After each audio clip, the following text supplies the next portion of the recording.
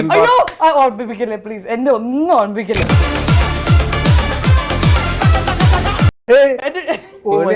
പടത്തിന്റെ സെക്കൻഡ് അയ്യോ ഓർമ്മിപ്പിക്കല്ലേ പ്ലീസ്, എന്നെ ഒന്നും ഓർമ്മിപ്പിക്കല്ലേ. അയ്യോ ഓർമ്മിപ്പിക്കല്ലേ പൊന്നെ.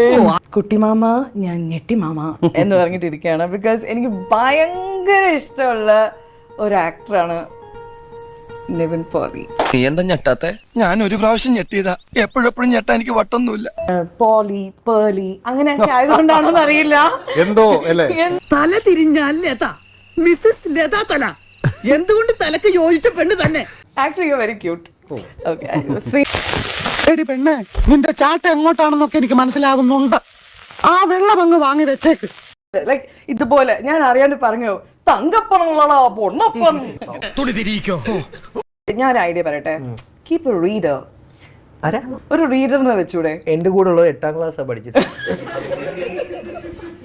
അപ്പൊ പിന്നെ ഒരു തൊട്ടി കൂട്ടുകാരൻ, പിന്നെ ഒരു തോൽവി അയൽക്കാരനും. എല്ലാവർക്കും അവനാ നിനക്ക് വെള്ളം എടുത്ത് തരുന്നേട്ടാ, നീ സൂക്ഷിച്ചോ. നീ പരസ്യമായി പറഞ്ഞതിന് നാട്ടുകാരും വീട്ടുകാരും ടീച്ചേഴ്സും. പക്ഷെ 85 ഒരിക്കലും ഫാൻ കേട്ടോ.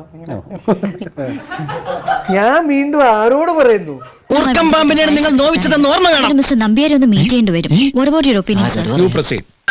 എന്റെ ഡാഡി എന്താ പറഞ്ഞെന്നറിയോ?